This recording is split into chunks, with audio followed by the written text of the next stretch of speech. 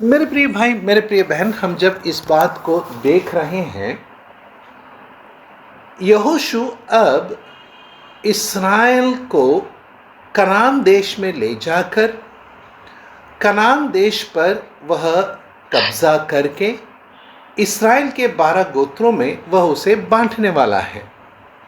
ఇప్పుడు యెహోషు ఇశ్రాయేలీయులను నడిపిస్తూ కనాన్ దేశంలో వెళ్ళి దానిపైన అధికారం సంపాదించి 12 గోత్రాలలో ఆ భూమిని పంచాలి అని మనం చూస్తున్నాం। इसके पहले कि वे उस पार जाएं, सामने यर्दन नदी है। ఆ వాగ్దాన దేశంలో ప్రవేశించక మునుపు అక్కడ यर्दन नदी ఉన్నది। जब हम तीसरे अध्याय के पहले वचन में आते हैं, मूडो अध्यायमु मोदटी वचनमु, हम इस प्रकार पढ़ते हैं। यहोशू सवेरे उठा और सब इस्राएलियों को साथ ले शित्तिम से कूच कर यर्दन के किनारे आया। वे पार उतरने से पहले वहीं टिक गए। యెహోషు గ్రంథము 3వ అధ్యాయము మొదటి వచనము। యెహోషువ ఏకోను లేచినప్పుడు అతడు ఇశ్రాయేలు అందరూ చీతుము నుండి బయలుదేరి యర్దానుకు వచ్చి దాని దాటక మునుపు అక్కడ నిలిచిరి। अब यहाँ से हमारा घटना प्रारंभ होता है, जो चौथे अध्याय के 18 वचन तक हमें दिखने में आता है। ఇప్పుడు మనము ఇక్కడ నుంచి 3వ అధ్యాయం నుంచి ప్రారంభించిన తర్వాత 4వ అధ్యాయం దాదాపు ఆఖరి వరకు మనం చదవబోయే సంఘటన గురించి చదువుతున్నాము। यहाँ पर क्या घटना हुई है, मैं उसे जल्दी से आपके सामने पहले बता देता हूँ, उसके बाद हम कुछ भाग को ध्यानपूर्वक देखेंगे। జరగబోయే సంఘటనను మనము కొంచెం చూసుకుందాము, అలాగే కొంచెం వాక్య ధ్యానము ఈ భాగం నుంచి చూసుకుందాం। आइए मेरे पास एक इसके पहले कि हम आगे बढ़ें, कुछ वचन हम पढ़ेंगे। ముందుకు వెళ్ళే ముందు కొన్ని వచనాలు చదువుకుందాము। चौथे अध्याय में हम 21 वचन से 24 वचन तक पढ़ेंगे। మనము 4వ అధ్యాయము 21వ వచనము నుండి 24వ వచనం వరకు చదువుకుందాము।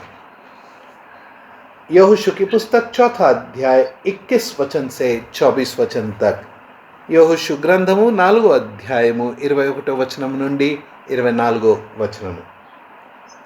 तब उसने इस्राएलियों से कहा, आगे को जब तुम्हारे बाल बच्चे अपने अपने पिता से यह पूछे, इन पत्थरों का क्या मतलब है, तब तुम यह कहकर उनको बताना, इस्राएली यर्दन के पार स्थल ही स्थल चले आए थे, क्योंकि जैसे तुम्हारे परमेश्वर यहोवा ने लाल समुद्र को हमारे पार हो जाने तक हमारे सामने हटाकर सूखा रखा था, वैसे ही उसने यर्दन का भी जल तुम्हारे पार हो जाने तक तुम्हारे सामने से हटाकर सूखा रखा, इसलिए कि पृथ्वी के सब देशों के लोग जान लें कि यहोवा का हाथ बलवंत है और तुम सर्वदा अपने परमेश्वर यहोवा का भय मानते रहो। ఇశ్రాయేలీయులతో ఇట్లనెను, రాబో కాలమున మీ సంతతి వారు ఈ రాళ్ళెందుకని తమ తండ్రులను అడుగుదురు కదా, అప్పుడు మీరు ఇశ్రాయేలు ఆరిన నేల మీద ఈ యర్దానును దాటిరి। ఎట్లనగా యెహోవా బహు బలమైనదని భూ నివాసులందరూ తెలుసుకునేటకును, మీరు ఎల్లప్పుడూ మీ దేవుడైన యెహోవా యందు భయభక్తులు నిలుపుటకును, మేము దాటు వరకు మీ దేవుడైన యెహోవా తానే మా ఎదుట ఎర్ర సముద్రమును ఎండ చేసినట్లు మీరు దాటు వరకు మీ ఎదుట యర్దాను నీళ్లను ఎండ చేసినని చెప్పి ఈ సంగతులు వారికి తెలియపరచవలెను। पढ़े गए इस भाग में यहोशू भविष्य की कुछ बातें कह रहा है। చదువుబడిన భాగంలో యెహోషువ భవిష్యత్ కాలంలో జరిగే ఏదో ఒక సంఘటన గురించి చెప్తూ ఉన్నాడు.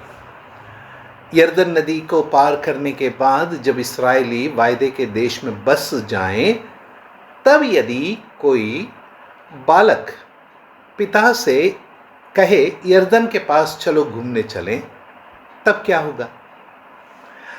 వాగ్దాన దేశంలో ప్రవేశించిన తర్వాత ఏదో ఒక సమయంలో ఒక బాలుడు తన తండ్రితో, తండ్రి మనము యర్దెన్ నది దగ్గర కొంచెం తిరిగి వస్తాం పదండి అన్నప్పుడు, जब नदी के पास आएंगे वहाँ पर वे 12 पत्थरों का एक ढेर देखने वाले हैं, और जब वे 12 पत्थरों का ढेर देखेंगे तब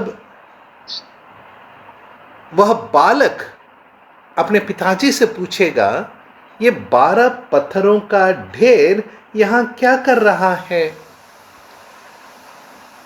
బాలుడు తన తండ్రితో యర్దాన్ నది దగ్గర తిరిగేదానికి వచ్చినప్పుడు అక్కడ ఆయన ఆ బాలుడు 12 రాళ్ళు ఒకదానిపైన ఒకటి పెట్టినట్లు చూసినప్పుడు ఆ బాలుడు తండ్రిని అడుగుతాడు, తండ్రి ఈ 12 రాళ్ళు ఇలా ఒకదానిపైన ఒకటి పెట్టి ఉన్నారే, దీనికి అర్థం ఏమిటి? और जब वही बात हम 21 वचन में पढ़ रहे हैं, అదే మాట మనం 21వ వచనంలో చదువుతున్నాం. 21वें वचन में क्या लिखा है? इन पत्थरों का क्या मतलब है? ఈ రాళ్ళు ఎందుకని తమ తండ్రులను అడుగుదురు కదా. हाँ, बच्चे जब अपने पिताजी से पूछेंगे इन पत्थरों का क्या मतलब है, పిల్లలు తన తండ్రితో అడుగుతారు, ఈ రాళ్ళకి అర్థం ఏమిటి, ఈ రాళ్ళు ఇక్కడ ఉన్నాయి, దీనికి అర్థం ఏమిటి? तब किस तरह से इस्राएलियों ने यरदन नदी को पार किया है, वो कहानी जो है, वो घटना जो है, पिता अपने पुत्र को बताएगा. అప్పుడు తండ్రి తన కుమారుని వారు ఏ రీతిగా యర్దాన్ నదిని దాటినారో ఆ సంఘటనను తన కుమారుడికి చెప్తాడు. इन्होंने यर्दन नदी कैसे पार किया? వీరు యర్దాన్ నది ఏ రీతిగా దాటి ఉన్నారు? तीसरे अध्याय में जब हम आते हैं तब परमेश्वर ने యెహోషు को आज्ञा दी. 3వ అధ్యాయంలో గమనిస్తే దేవుడు యెహోషువకు ఆజ్ఞ ఇచ్చి ఉన్నాడు. उस आज्ञा के अनुसार लेवी गोत्र के जो याजक हैं वे संदूक को लेकर आगे आगे जाएंगे. దేవుని ఆజ్ఞ ప్రకారము ఆ మందసమును మోసే లేవి యాజకులు వారి యొక్క భుజాల మీద ఆ మందసమును తీసుకొని ముందుకు వెళ్తూ ఉంటారు. यह बात 4थे वचन में हम पढ़ते हैं. देखिए 4వ వచనంలో ఈ మాట రాయబడి ఉన్నది. परंतु उसके और तुम्हारे बीच, या हम 3रे वचन को पढ़ेंगे. 3వ वचనం చదువుకుందాము. प्रजा के लोगों को यह आज्ञा दी, जब तुमको अपने परमेश्वर यहोवा की वाचा का संदूक और उसके उठाए हुए लेवी याजक भी देख पड़े, तब अपने स्थान से कूच करके उनके पीछे पीछे चलना. 3వ వచనం. 3వ వచనం. 3వ వచనం చాలు బ్రదర్. 3వ వచనం. మీరు మీ దేవుడైన యెహోవా నిబంధన మందసం యాజకులైన లేవీలు మోసుకుని పోట చూసినప్పుడు మీరున్న స్థలంలో నుండి బయలుదేరి దాని ఎంబడి ఎల్లవలెను. यहाँ पर ध्यान देना है, बहुत ध्यान से इसे सुनना है, जागृतगा इदी विनाली. यहोशू के द्वारा परमेश्वर ने इस्राएल को आज्ञा दी है कि जब लेवी उस संदूक को लेकर जाएं तब इसराइलियों को कूच करना है. యెహోషు ద్వారా దేవుడు ఇశ్రాయేలీయులకు ఇచ్చిన ఆజ్ఞ ఏమిటంటే లేవీయులు ఆ నిబంధన మందసమును మోసుకుని వెళ్తున్నప్పుడు ఇశ్రాయేలీయులు వారిని వెంబడించాలి. संदूक और इसराइलियों के बीच में लगभग 2000 हाथ का दूरी रहना चाहिए. మందసముకు అలాగే ఇశ్రాయేలీయులకు మధ్యలో ఒక దూరం ఉంచుకోవాలి. అక్కడ దాదాపు 2000 కొలములు అంత దూరము వారు పెంచుకోవాలి. अब जब याजक संदूक लेकर पानी में जाएंगे तब यर्दन सूख गया. ఈ లేవి యాజకులు ఆ మందసమును మోసుకొని యర్దాన్ నదిలో వెళ్ళినప్పుడు యర్దాన్ నది ఆరిపోయింది. 2 భాగాలుగా విభజింపబడింది. 2 भागों में विभाजित हो गया. सूखी भूमि सामने थी. అక్కడ నేల వారికి కనబడుతూ ఉన్నది. याजक लोग संदूक लेकर नदी के बीचों बीच पहुंचकर रुक गए. యాజకులు ఆ మందసమును మోసుకుంటూ యర్దాన్ నది మధ్యలో వచ్చి నిలబడినారు. तब यहोशू ने पूरे इस्राएल को यर्दान नदी को पार करने के लिए कहा. అప్పుడు యెహోషు ఇశ్రాయేలీయులను యర్దాన్ నదిని దాటుకోమని ఆజ్ఞాపించెను. जब इस्राएलियों ने यर्दान नदी पार कर लिया तब यहोशू ने हर एक गोत्र से एक पुरुष को चुन लिया. ఇశ్రాయేలీయులు యర్దాన్ నది దాటిన తర్వాత యెహోషు ప్రతి ఒక్క గోత్రము నుంచి ఒక పురుషుని ఎంచుకున్నాడు. यह बात हम चौथे अध्याय के दूसरे वचन में पढ़ते हैं. ఈ మాట మనము 4వ అధ్యాయము 2వ వచనంలో చదువుతున్నాం. प्रजा में से 12 पुरुष अर्थात गोत्र के पीछे एक एक पुरुष को चुनकर यह आज्ञा दे. ప్రతి గోత్రములకు ఒక్కొక్క మనిషిని చొప్పున 12 మనుషులను ఏర్పరిచి. अब ఇస్రాయేల్ तो पार हो गया है. ఇశ్రాయేలీయులు ఆ పక్క దాటేసి ఉన్నారు. लेवी उस संदूक को लेकर नदी के बीच में है. లేవీయులు ఆ నిబంధన మందసమును మోసుకుంటూ ఆ మధ్యలో ఉన్నారు. तब यहोशू ने हर एक गोत्र से एक पुरुष को चुनकर 12 पुरुषों को अलग कर लिया है. అప్పుడు యెహోషు దేవుని ఆజ్ఞ ప్రకారము ప్రతి గోత్రము నుండి ఒక పురుషుని వేరు చేసుకొని 12 మందిని ఆయన వేరు చేసుకున్నాడు. अब ध्यान से सुनना. ఇప్పుడు జాగ్రత్తగా వినండి. उन 12 पुरुषों को कहा नदी के बीचों बीच बड़े बड़े पत्थरों को एक जगह पर इकट्ठा करके रख दो. ఇప్పుడు ఆయన ఏం ఆజ్ఞాపించినాడంటే ఆ నదిలో ఉన్న పెద్ద పెద్ద 12 రాళ్ళను తీసుకొని వచ్చి ఒక చోట వాటిని అమర్చి పెట్టండి. ध्यान से सुना आपने. यहोशू ने क्या कहा है? यहोशू ने कहा है 12 पत्थरों को नदी के बीचों बीच इकट्ठा करो. యెహోషు ఏం చెప్పి ఉన్నాడు? 12 రాళ్ళు ఆ యోర్దాన్ నది మధ్యలో అమర్చి పెట్టాలి. उसके बाद यहोशू ने उन 12 पुरुषों को कहा एक एक पत्थर एक एक गोत्र के लिए लेकर नदी के उस पार चले जाओ. అప్పుడు యెహోషు ఆ 12 మందిని ఒక్కొక్కరు ఒక్కొక్క మరొక రాయిని తీసుకొని యర్దాన్ నది దాటమని ఆజ్ఞాపించారు. जब वे पुरुष पार हो गए तब यहोशू और लेवी याजक संदूक के साथ वो लोग भी पार आ गए. ఆ 12 మంది దాటిన తర్వాత యెహోషు అతనితో పాటు లేవీయులు ఆ మందసంను మోసుకుంటూ అటువైపు వెళ్ళిపోయినారు.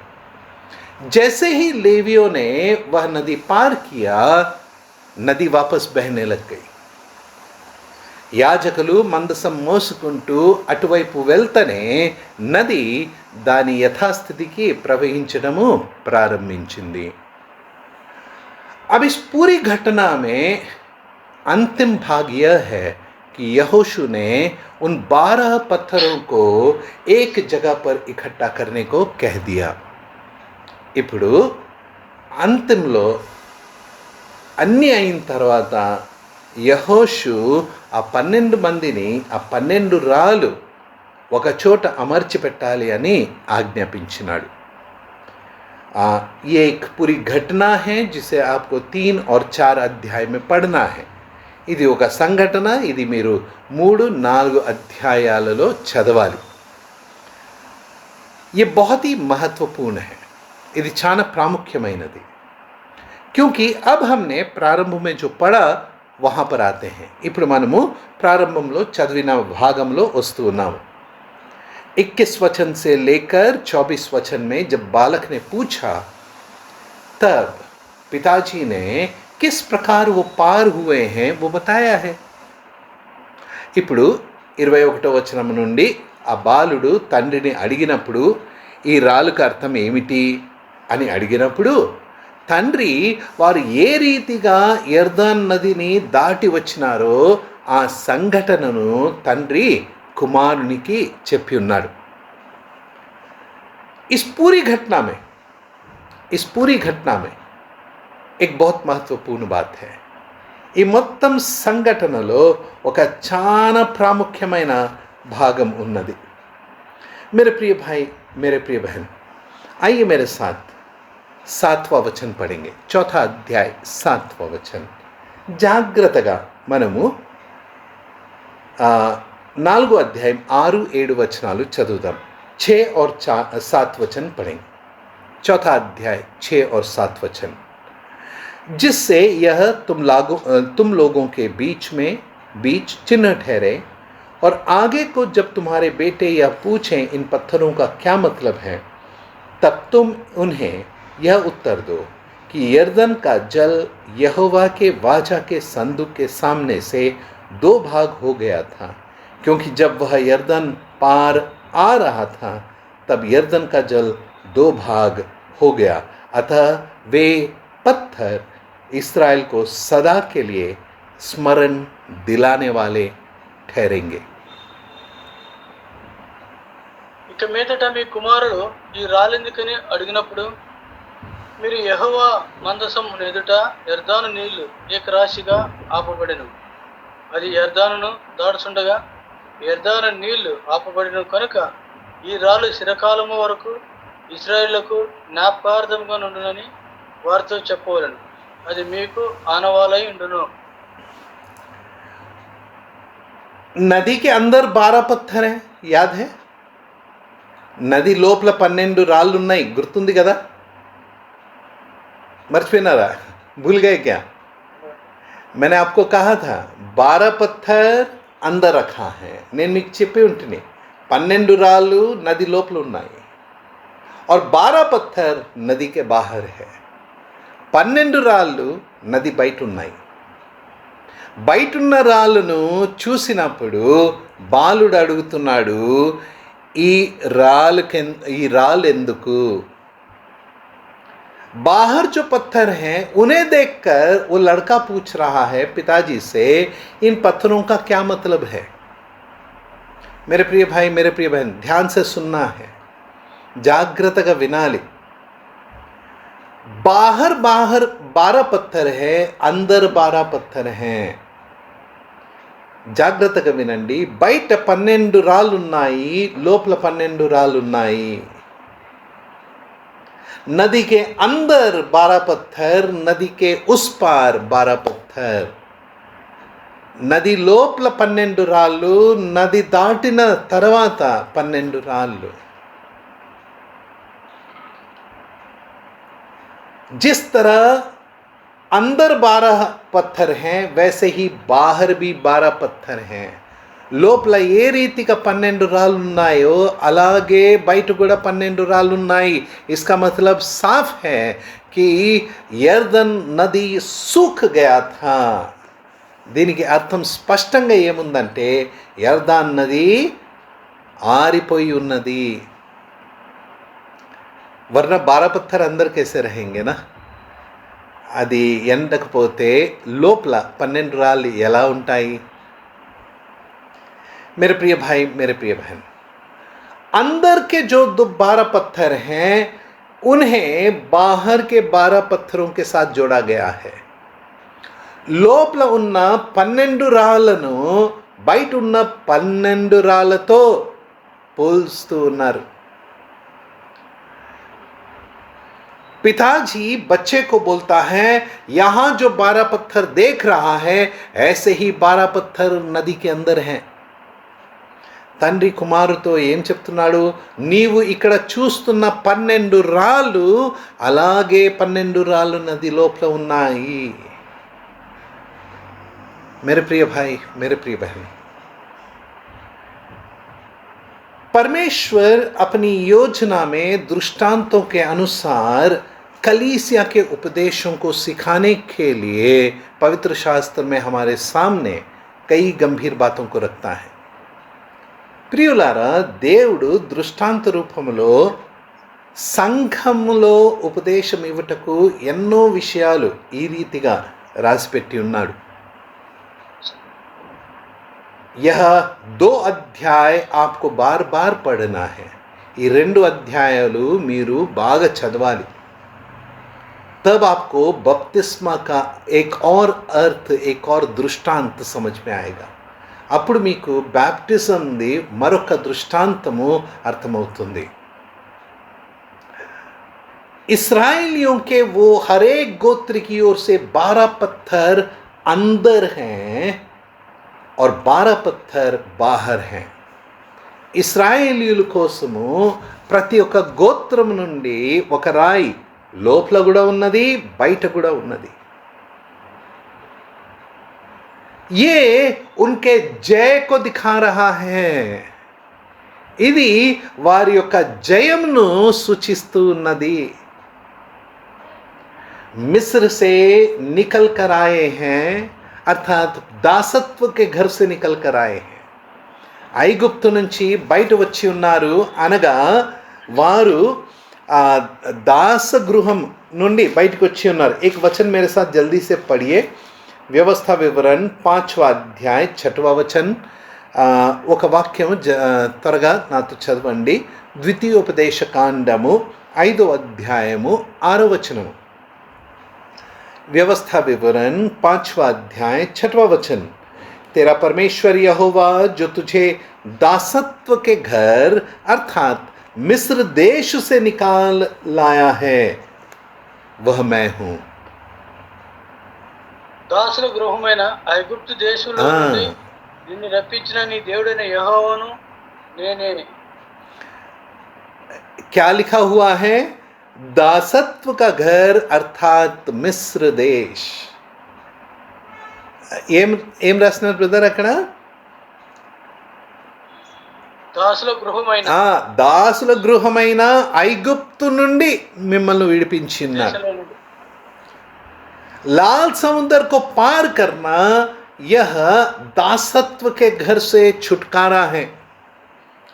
ఎర్ర సముద్రమును దాటించడము అది దాసగృహము నుండి విడిపింపబడడము.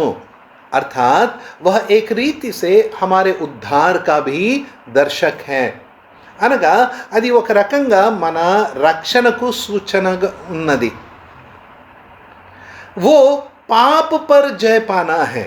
అది పాపము పైన విజయము పొందడము. इसीलिए लाल समुद्र के बपतिस्मा में हम पाप पर जय को सीखते हैं. అందువలన ఎర్ర సముద్రంలో వారు బాప్తిస్మం పొందినారు అని చదువుతున్నప్పుడు అది మనకు పాపము పైన జయమును సూచిస్తున్నది. नूह जो है जब जल प्रलय से बाहर निकला वो संसार पर जय है.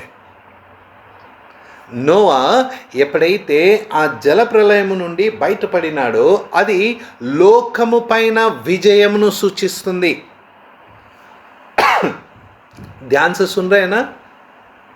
नूह का जल प्रलय से बाहर निकलना वह संसार पर जय पाने को दिखाता है. నోవా జల ప్రళయము నుండి బయట రావడము అది లోకము పైన విజయమును సూచిస్తూ ఉన్నది. లాల్ సముందర్ పార్ కర్నా పాప పర్ జయ కో దిఖాతా హై.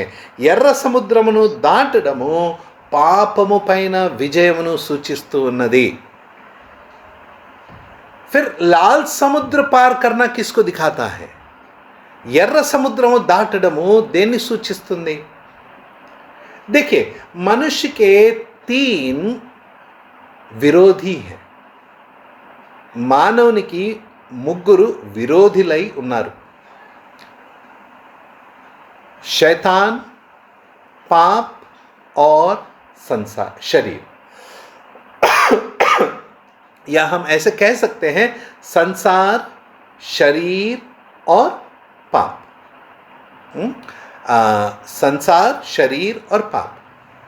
మానవునికి 3 విరోధులు ఎవరు ఉన్నారు అంటే ఈ లోకము, శరీరము, పాపము.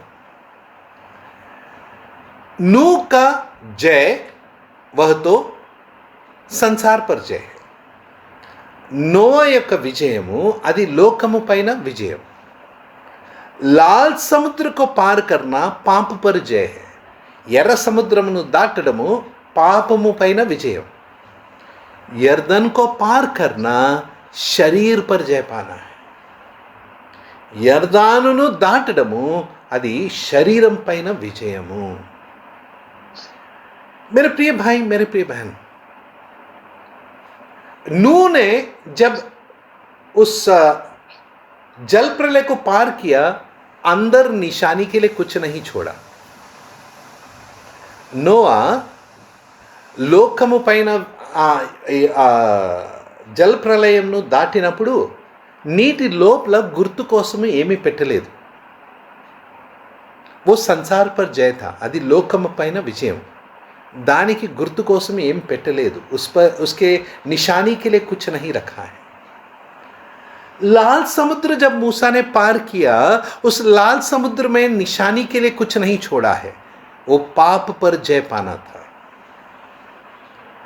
ఎర్ర సముద్రమును దాటుతున్నప్పుడు ఎర్ర సముద్రం లోపల గుర్తు కోసం ఏం పెట్టలేదు కదా, ఎందుకంటే అది పాపము పైన విజయము. परंतु अब यर्दन को पार करते समय अंदर 12 पत्थर रखे हैं. కానీ ఇప్పుడు యర్దన్ను దాటుతున్నప్పుడు, యోర్దాన్ నదిని దాటిస్తున్నప్పుడు మధ్యలో 12 రాళ్ళు గుర్తుగా పెట్టినారు. इसको जरा ध्यान से सुनना है. ఇది చాలా జాగ్రత్తగా వినాలి. हम जब उद्धार पाते हैं, మనం రక్షణ పొందినప్పుడు पाप पर, संसार पर, शरीर पर जय पाना है. లోకము, పాపము, శరీరము వీటిపైన జయము పొందాలి. शरीर पर जय पाना ये हमारे पुराने मनुष्यत्व को मारना है. శరీరం పైన జయము పొందాలి అంటే మన యొక్క పాత స్వభావమును చంపివేయడము.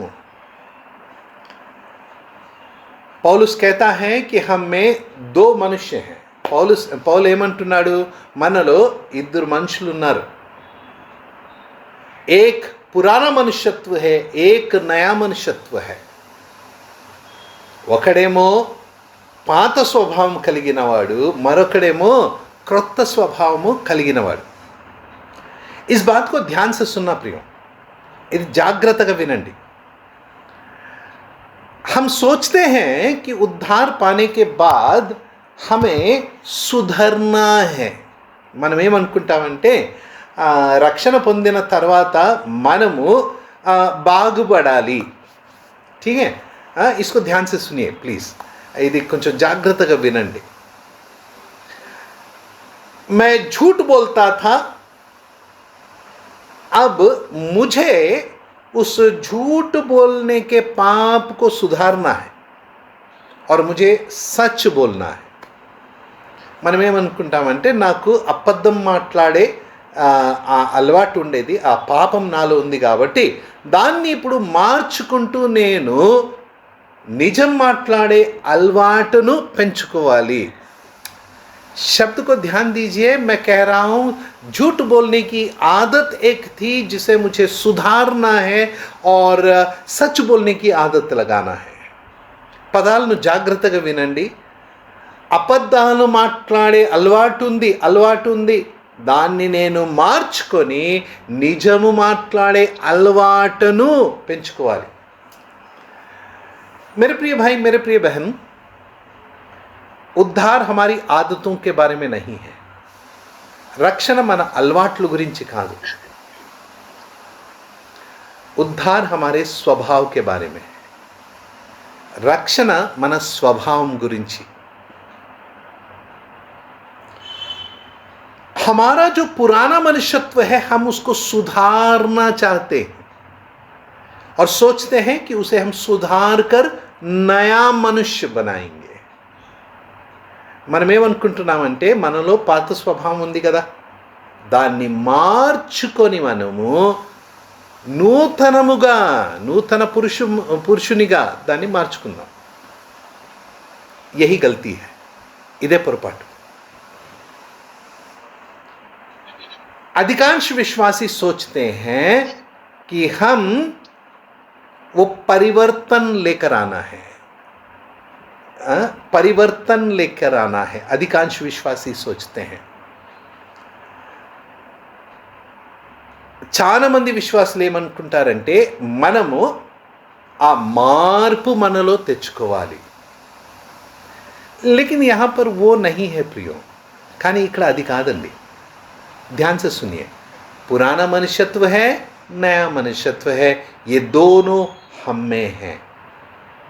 పాత స్వభావం ఉంది, నూతన స్వభావం ఉంది. ఈ రెండు స్వభావాలు మనలోనే ఉంది. पुराना मनुष्यत्व कभी सुधर के नया मनुष्यत्व नहीं बनता है. పాత స్వభావము మారి కొత్త స్వభావముగా మారదు. इसीलिए पौलुस कहता है पुराने मनुष्यत्व को उतारना है और नए मनुष्यत्व को पहनना है. అందుకోసమే పౌలు ఏమంటున్నాడంటే పాత స్వభావమును తొలగించి నూతన స్వభావమును ధరించాలి. तेलुगु में वो स्वभाव है या पुरुषत्व है, वो कैसे है उसे हमें थोड़ा देखना पड़ेगा. తెలుగులో అది నూతన పురుషునిగా రాయబడి ఉన్నదా లేకపోతే స్వభావంగా రాయబడి ఉన్నదా అది మనం కొంచెము పరిశీలించి చూసుకోవాలి. जो भी है, यहाँ पर एक बात हमें ध्यान देना है, हम पुराने मनुष्यत्व को उतारें और नए मनुष्यत्व को पहने. ఇక్కడ మనము పాత మనుషుని తీసివేసి క్రొత్తను వేసుకోవాలి. मेरे साथ एफिसियों को लिखी गई पत्री 4 अध्याय और उसका 21 वचन पढ़ेंगे. ఎఫెసీయులకు రాసిన పత్రిక 4వ అధ్యాయము 21వ వచనం చదువుకుందాం. అయితే మీరు యేసుని గూర్చి విని ఆయన యందలి సత్యము ఉన్నట్లుగానే ఆయన యందు ఉపదేశింపబడిన వారిని ఎడల మీరు ఇలాగ క్రీస్తును కొన్నవారు కారు. చదవండి, ఇంకా చదువు. కావున మునుపటి ప్రవర్తన విషయంలోనైతే మోసకరమైన దురాశల వలన చెడిపోయి మీ ప్రాచీన స్వభావమును వదులుకొని. ప్రాచీన స్వభావము हिंदी में पुराना मनुष्यत्व उतार डालो करके हिंदी में कहा है. తెలుగులో ఏం రాసినారు బ్రదర్? ప్రాచీన స్వభావమును వదులుకొని వదిలేయాలి. దాంట్లో మార్పు చేసేదానికి అవకాశం లేదు. उसमें तुम बदलाव नहीं ला सकते हो, इसलिए उसको उतार देना है. అందులో మీరు మార్పు తేలేరు కాబట్టి దాన్ని వదులుకోవాలి. है ना. अगर घर में हम कोई सब्जी लाए हैं और उसे हम पका नहीं पाए समय पर और वो खराब हो गया, तो हम क्या उसको सुधार सकते हैं? नहीं ना, उसको तो फेंकना ही पड़ेगा. वैसे ही पुराने मनुष्यत्व को फेंकना है, उतार देना है. గమనించండి, ఏదైనా కూరగాయ మనము బజారు నుంచి తీసుకొని వచ్చినాము, వంట చేసుకునేదానికి మర్చిపోయినాము, కొన్ని రోజులు గతించింది, అది చెడిపోయింది. చెడిపోతే దాన్ని మీరు ఏ రీతికైనా బాగా చేసుకొని ఏమన్నా మరి కూర చేసుకోవచ్చా? లేదు కదా, దాన్ని మీరు పడేయాల్సిందే. చెడిపోయింది కాబట్టి పడేయాల్సిందే, హేనా. కాబట్టి ఆ పాత స్వభావంను దాన్ని ఏం చేయాలి? తొలగించాలి, తీసివేసేయాలి. ఆగే పడియే బ్రదర్, ముందుకు చదవండి బ్రదర్. 24వ వచనము. నీతియు యథార్థమైన భక్తి గలవారై. ముందు 23 చదవమంటారా? చదవండి. మీ శ్రద్ధ వృద్ధి ఎందు నూతన పరచబడిన వారై, నీతియు యథార్థమైన భక్తి గలవారై. నూతన పరచబడిన నూతన స్వభావమును అక్కడ చూస్తున్నాం. वहाँ पर हम 24वें वचन में नए मनुष्यत्व को पढ़ रहे हैं. हिंदी में लिखा है नए मनुष्यत्व को पहन लो. తెలుగులో ఎలా ఉంది బ్రదర్? నూతన స్వభావమును నూతన పరచబడిన వారే, నీతి యథార్థమైన గలవారే, దేవుని కొరకు సృష్టింపబడిన నవీన స్వభావమును ధరించుకొనవలెను. నవీన స్వభావమును ధరించుకొనను. నए मनुष्यत्व को क्या करना? పహన్నా హే. నూతన స్వభావమును ధరించాలి. నూతన స్వభావమును ధరించాలి అంటే గతించిన స్వభావమును, పాత స్వభావమును, భ్రష్టమైన స్వభావమును తొలగించాలి.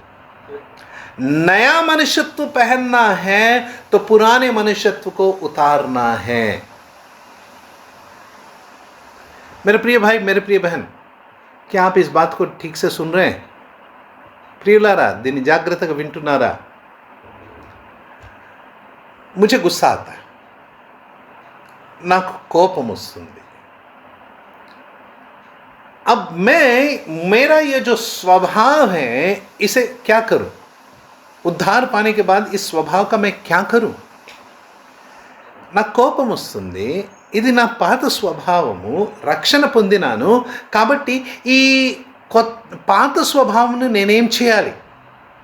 हम क्या करते हैं? हम उस पुराने स्वभाव में सुधार लाने का प्रयास करते हैं. మనం ఏం చేస్తాము? ఆ పాత స్వభావములో మార్పు తెచ్చుకోవడానికి ప్రయాసం చేస్తాం. एक घटना हुआ, मुझे गुस्सा आ रहा है, मैं उसको रोक लेता हूँ, अपने स्वभाव को बदलने का कोशिश कर रहा हूँ. ఏదో సంఘటన జరిగింది, నాకు కోపం వచ్చింది, నేనేం చేస్తున్నాను? ఆ కోపమును తగ్గించుకోవాలి అని నేను ప్రయాసపడుతున్నాను. అంటే నా పాత స్వభావను మార్చుకోవడానికి ప్రయాసపడుతున్నాను. ప్రభు क्या कह रहे हैं?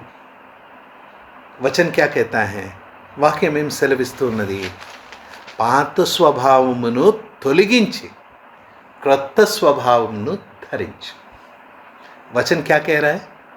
पुराने मनुष्यत्व को उतार डालो, नए मनुष्यत्व को पहन लो. वहां पे सुधार बोला है क्या? అక్కడ మార్పు చేయండి అని చెప్పినాడా? नहीं. हमारी यही समस्या है. हम पुराने मनुष्यत्व पे काम कर रहे हैं, उसको सुधारने का प्रयास कर रहे हैं. మన సమస్య ఇదే. ఆ పాత స్వభావం లోపల ఉంది, దాంట్లో మార్పు తెచ్చుకొని మంచి స్వభావంలో దాన్ని మార్చాలని ఆశిస్తున్నాం. ప్రభు कहता है उसको उतार डालो नया मनुष्यत्व पहन. ప్రభు ఏమంటున్నాడు? దాన్ని తీసివేసి కొత్త స్వభావమును ధరించు. मेरे प्रिय भाई, मेरे प्रिय बहन, हम क्यों उस पुराने स्वभाव को उतार नहीं पा रहे हैं और क्यों नए स्वभाव को पहन नहीं पा रहे हैं? మనం ఎందుకు ఆ పాత స్వభావమును తీసివేయలేకపోతున్నాము, క్రొత్త స్వభావాన్ని ధరించలేకపోతున్నాము? क्योंकि अगर हमारा बपतिस्मा हुआ है तो बपतिस्मा का सही अर्थ हमने समझा नहीं है. ఎందుకంటే బాప్తిస్మం మనము పొంది ఉంటే ఆ బాప్తిస్మముకు సరైన అర్థము మనము తెలుసుకోలేదు. और जो बपतिस्मा लेने वाले हैं सही अर्थ को अब समझ लें. బాప్తిస్మము తీసుకునేవారు ఇప్పుడు సరైన అర్థమును తెలుసుకోండి. आइए मेरे साथ కొలొస్సీయులకు को लिखी गई पत्री, రండి నాతో పాటు కొలొస్సీయులకు రాసిన పత్రికను చూస్తాము. కొలొస్సీయులకు को लिखी गई पत्री उसके हम दूसरे अध्याय के 12 वचन को पढ़ेंगे. కొలొస్సీయులకు రాసిన పత్రిక 2వ అధ్యాయము 12వ వచనమును చదువుకుందాం. కొలొస్సీయులకు को लिखी गई पत्री दूसरा अध्याय 12 वचन. కొలొస్సీయులకు రాసిన పత్రిక, మీరు బాప్టిసమందు ఆయనతో కూడా పాతిపెట్టబడిన వారై ఆయనను మృతుల నుండి లేపిన దేవుని ప్రభావమందు విశ్వాసించుట ద్వారా ఆయనతో కూడా లేచితిరి. ठीक है. और उसी के साथ बपतिस्मा में गाड़े गए और उसी में परमेश्वर के सामर्थ्य पर विश्वास करके जिसने उसको मरे हुओं में से जिलाया उसके साथ जी भी उठे. मेरे प्रिय भाई, मेरे प्रिय बहन, मैं एक बार फिर प्रश्न पूछने वाला हूं, आपको जवाब देना है. प्रियुलारा, నేను మరొకసారి ప్రశ్న అడగబోతున్నాను, మీరు జవాబు ఇవ్వాలి. మైక్ खोल सकते हैं, మీరు మైక్ ఓపెన్ చేసుకోవచ్చు.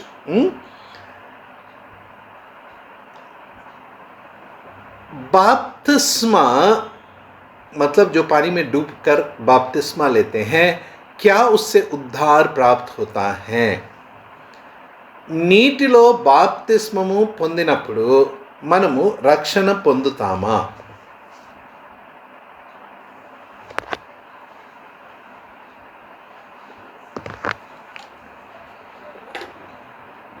हाँ, वेरी गुड. एक बच्ची है जो जोर जोर से सिर हिला रही है. Very good. ఒక అమ్మాయి ఉంది, తల ఊపుతా ఉంది కాదు అని. వెరీ गुड अखिला. बाकी लोग बता ही नहीं पा रहे हैं उत्तर. मैं आपको ये नहीं बताऊंगा अखिला ने हाँ करके सिर हिलाया या नहीं करके. నేను మీకు చెప్పను అఖిల ఏ రీతిగా తల ఊపింది, అవునా కాదా అని నేను చెప్పను. మీరు జవాబు ఇవ్వాలి, అవునా కాదా, हाँ या नहीं. नहीं है. फिर बपतिस्मा के द्वारा हमें उद्धार नहीं मिलता है. मुझे मालूम है आपको ये उत्तर मालूम है, फिर भी मैं पूछ रहा हूँ क्योंकि हम पतरस की पत्री में 3 अध्याय के 21 वचन में पढ़ते हैं. నాకు తెలుసు మీకు మీ జవాబు కరెక్టే, బాప్తిస్మ ద్వారా రక్షణ పొందము అని. అయినా మొదటి పేతురు 3వ అధ్యాయం 21వ వచనంలో మనం ఏం చదువుతున్నాము? హమ్ క్యా పढ़ रहे हैं?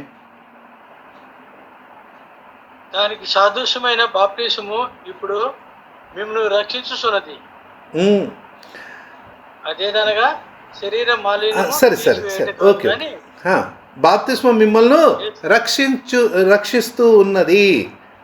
बपतिस्मा अब तुम्हें बचाता है.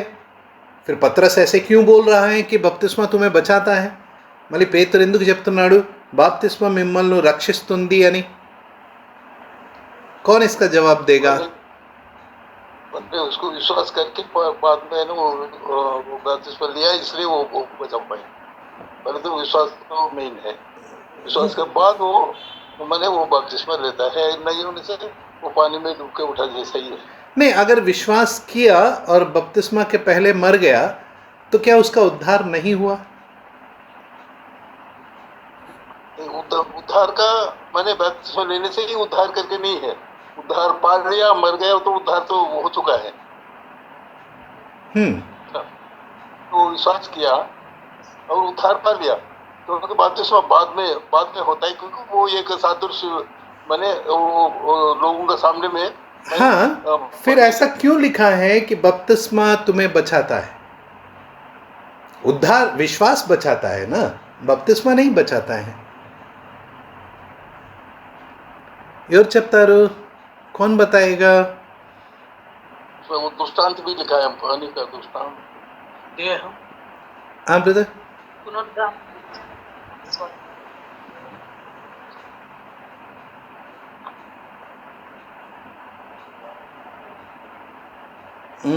आप लोग ठीक हाँ से परमेश्वर का वश में हो जाने का अर्थ है कि उसमें नहीं, वो सब नहीं। मैं बहुत सरल सवाल है, बपतिस्मा अब तुम्हें बचाता है, బాప్తిస్మా మిమ్మల్ని రక్షిస్తుంది అన్నప్పుడు इसका मतलब क्या है?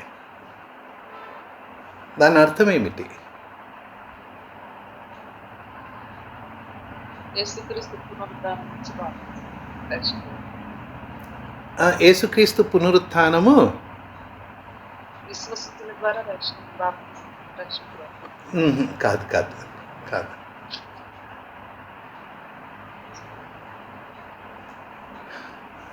आप लोगों ने ठीक से सुना नहीं जब मैंने पिछली बार इसके बारे में बताया था. గత వారాల్లో దీని గురించి మీకు చెప్పినప్పుడు మీరు సరిగా వినలేదు. ఏం లాభం లేదు, कोई फायदा नहीं है.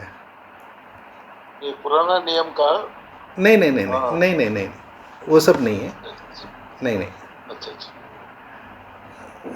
बहुत दुख हो रहा है मुझे,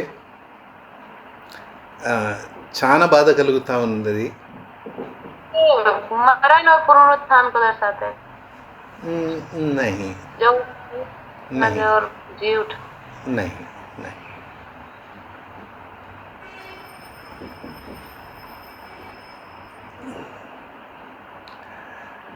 अनमोल मोती आपको मिल रहा है, आप उसको इकट्ठा करके रखना नहीं चाहते. तो उसमें लिखा है ना, यीशु मसीह के जी उठने के द्वारा अब तुम्हें बचाता है. बपतिस्मा जो है यीशु मसीह के जी उठने के द्वारा. वो बात नहीं है डैडी, वो बात नहीं है ब्रदर राव. रुक जाइए अभी आप रुक जाइए, वो नहीं है अर्थ उसका. अच्छा ठीक है. అమూల్యమైన వజ్రాలు మీకు ఇవ్వబడుతున్నప్పుడు మీరు దాన్ని ఏ రీతిగా కూడా విలువలేకపోతున్నారు. बहुत दुख है.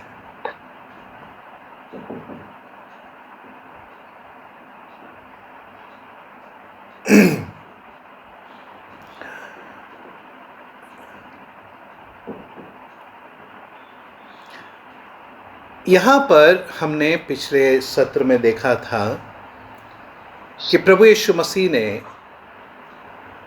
यूहन्ना और याकूब को कहा था कि मैं एक बपतिस्मा लेने पर हूँ. ఈ అంశాన్ని మీకు నేర్పిస్తున్నప్పుడు నేను మీకు చెప్పి ఉంటిని, ప్రభువైన యేసుక్రీస్తు యాకోబు యోహానుతో మాట్లాడుతున్నప్పుడు నేను ఒక బాప్తిస్మము తీసుకోవాలి అని ఉంది అని చెప్పి ఉన్నాడు. यह बपतिस्मा उसका क्रूस की मृत्यु है.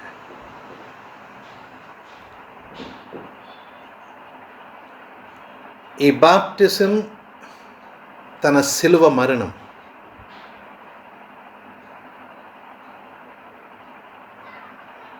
बपतिस्मा में केवल डूबना नहीं है, लेकिन बाहर उठना भी है, निकलना भी है.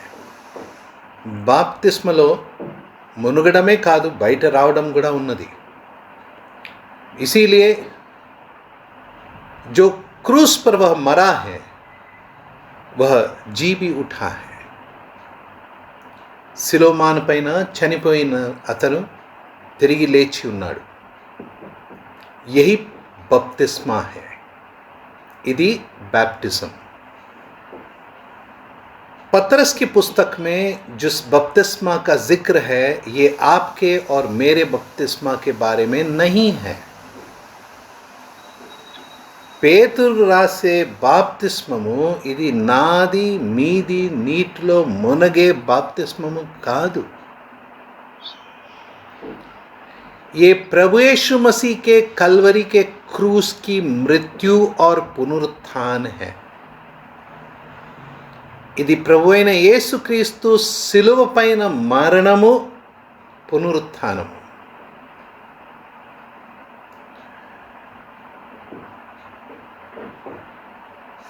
प्रभु के पुनरुत्थान पर विश्वास करने से उद्धार नहीं है. ప్రభు యొక్క పునరుత్థానం పైన విశ్వాసం ఉంచే రక్షణ లేదు. उसके मृत्यु पर और पुनरुत्थान पर विश्वास करना है. ఆయన మరణము పునరుత్థానము పైన విశ్వాసం ఉంచాలి. यहाँ मैं बपतिस्मा का अर्थ पूछ रहा हूँ. నేను ఇక్కడ బాప్టిజం అర్థం అడుగుతున్నాను. पतरस का बताया हुआ बपतिस्मा प्रभु यीशु मसीह के कलवरी की क्रूस की मृत्यु है. పేతురు చెప్పే బాప్టిజము ప్రభు అయిన యేసుక్రీస్తు యొక్క మరణము, जिसके विषय में उसने चेलों को बताया था, దాని విషయంలో ప్రభు శిష్యులకి చెప్పి ఉన్నాడు. मेरे प्रिय भाइयों और बहनों,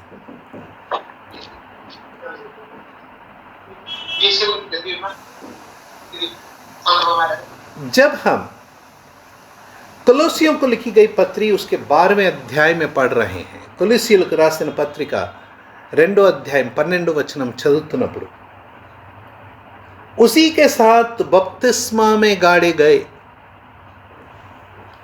కొలొస్సీయులకు రాసిన పత్రిక 2వ అధ్యాయము 12వ వచనము,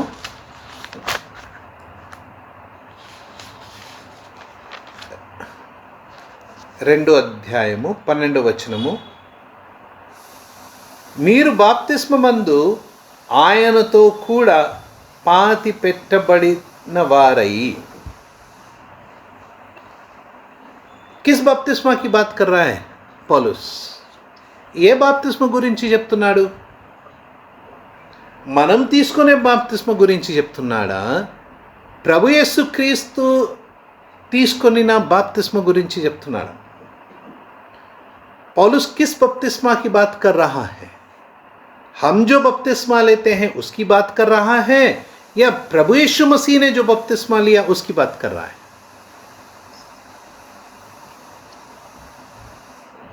ये प्रभु यीशु मसीह का बपतिस्मा है. ఇది ప్రభు అయిన యేసుక్రీస్తు యొక్క బాప్తిస్మం. ये कलवरी के क्रूस पर हुआ बपतिस्मा है. ఇది ఆ శిలువ మాన పైన జరిగిన బాప్తిస్మం. हम उसके साथ मारे गए हैं. మనము ఆయనతో పాటు మరణించి ఉన్నాము. हम उसके साथ गाड़े गए हैं. మనం ఆయనతో పాటు పాతబడి ఉన్నాం. हम उसके साथ जिलाए गए हैं. మనము అతనితో పాటు జీవము పొంది ఉన్నాము. मेरे प्रिय भाई, मेरे प्रिय बहन, ये सत्य हम नहीं जानते हैं, इसीलिए हमारी अवस्था ऐसी है. ఈ సత్యమును మనము ఎరగలేకపోతున్నాము కాబట్టి మన అవస్థ ఇలా ఉంది. पुराने स्वभाव को हम सुधार नहीं सकते हैं. పాత స్వభావమును మనము మార్చలేము. आज भी हम उस पुराने स्वभाव के अनुसार दूसरे से द्वेष करते हैं, दूसरों को तुच्छ जानते हैं. ఆ పాత స్వభావం ప్రకారమే మనము ఈరోజు కూడా ఇతరులను ద్వేషిస్తాము, ఇతరులను కించపరుస్తాము. उस पुराने स्वभाव के अनुसार ही आज हम में क्रोध काम कर रहा है. ఆ పాత స్వభావమును బట్టే మనలో ఆ క్రోధము ఇంకా పనిచేస్తూ ఉన్నది. हम अभी तक क्रूस पर मरे नहीं हैं. ఇప్పటి వరకు మనము ఆ శిలువ మాను పైన చనిపోలేదు. उस क्रूस पर हमें पुराने स्वभाव को मार देना है. ఆ పాత స్వభావమును ఆ శిలువ మానపైన చంపివేయాలి. తभी वो नया मनुष्यत्व हम पहन सकते हैं. అప్పుడే మనము ఆ క్రొత్త స్వభావమును ధరించగలుగుతాము. इस बात पर विशेष रीति से अगले सत्र में और भी हम सीखने का प्रयास करेंगे, कैसे पुराने मनुष्यत्व को उतारना है और कैसे नए मनुष्यत्व को पहनना है, क्योंकि ये प्रायोगिक समस्या है. పాత స్వభావంను ఎలా తొలగించాలి, క్రొత్త స్వభావమును ఎలా ధరించాలి, ఇది ఒక ప్రాయోగికమైన ప్రాక్టికల్ సమస్య కాబట్టి దీన్ని మనము వచ్చే సెషన్లో ఇంకా నేర్చుకుంటాము. मेरे प्रिय भाई, मेरे प्रिय बहन, जहाँ भी हम नए नियम में बपतिस्मा में गाड़े गए पड़ेंगे, इसका मतलब ये नहीं है कि हम पानी में डूब रहे हैं. इसका मतलब है हम प्रभु के साथ क्रूस पर चढ़ाए गए हैं. క్రొత్త నిబంధనలో మనము నీటిలో మునిగి పాతబడుతున్నాము అంటే దాని అర్థము మన బాప్తిస్మం కాదు, అది శిలువ పైన ప్రభువుతో పాటు మరణించడము. मेरा पुराना स्वभाव मेरे लिए आज भी जीवित है, इसीलिए मैं दुर्दशा में हूँ. నా కోసము నా పాత స్వభావము ఇంకాను బతికే ఉంది కాబట్టి నేను అటువంటి దుర్దశలో ఉన్నాను. ప్రియో, इन बातों को हम सीखने का प्रयास करें. ఈ విషయాలను మనము జ్ఞాపకం చేసుకోవాలి. नदी के अंदर 12 पत्थर हमारे पुराना मनुष्यत्व जो प्रभु के साथ क्रूस पर चढ़ाया गया उसको दिखाता है. నీటి లోపల ఉన్న 12 రాళ్ళు మన పాత స్వభావమును మనం ఏదైతే శిలువ పైన చంపివేసినామో దాన్ని సూచిస్తుంది. नदी के तट पर 12 पत्थर हमारे नए मनुष्यत्व को दिखाता है. ఆ నది తీరన ఆ 12 రాళ్ళు మన కొత్త స్వభావాన్ని सूचिస్తుంది. इन बातों को और भी हम समझें. प्रियो, मैं आपसे विनती करता हूँ, हाथ जोड़ के विनती करता हूँ, इन वचनों को बार बार सुनिए. प्रियुलारा, నేను చేతులు జోడించి నేను విజ్ఞాపన చేస్తున్నాను, మీరు దయచేసి ఈ విషయాలను మాటి మాటిగా వినండి. हर एक वचन आपके लिए यूट्यूब पर उपलब्ध है. अगर आपको लिंक नहीं मिल रहा है तो मुझसे पूछिए, मैं आपको दूंगा. ప్రతి ఒక్క వాక్య ధ్యానము యూట్యూబ్లో ఉన్నది. మీకు దొరకకపోతే చెప్పండి, నేను మీకు లింక్ ఇస్తాను. हर एक वचन को 3 बार 4 बार सुनना है. 3 साल 4 साल వినండి. उसका नोट्स बनाइए, దాన్ని రాసి పెట్టుకోండి. मेरे प्रिय भाई, मेरे प्रिय बहन, इन बुनियादी बातों में जब हम गड़बड़ी करते हैं, अपने जीवन के यात्रा में बड़ी बड़ी गड़बड़ियाँ कर देते हैं. ఈ మూల పునాది విషయాల్లో మనము పొరపాటు చేస్తే జీవితంలో పెద్ద పెద్ద విషయాల్లో కూడా మనము పొరపాటు చేస్తాము. सावधान रहें और कृपया करके हर एक वचन, ईयरफोन नहीं है मुझे बताइए, मैं आपको ला कर दूंगा. ईयरफोन లేదా నాకు చెప్పండి, నేను మీకు తెచ్చిస్తాను. हर एक वचन यूट्यूब में है, आपको डाउनलोड करने की ज़रूरत नहीं है. ప్రతి ఒక్క వాక్యము యూట్యూబ్లో ఉన్నది, డౌన్లోడ్ చేసుకోవాల్సిన పని లేదు. వచన్ లగానా హే, సున్నా హే. వాక్యం పెట్టుకోవాలి, వినాలి. కమ్సే కమ్ 3 बार సున్నా హే, కనీసం 3 సార్లు వినాలి. జాగ్రత్తగా వినాలి, ధ్యానించాలి, ప్రార్థించాలి. ध्यान से सुनना है, उस पर मनन करना है, प्रार्थना करना है. परमेश्वर हमारी सहायता करे. దేవుడు మనకు సహాయం చేయను గాక. బ్రదర్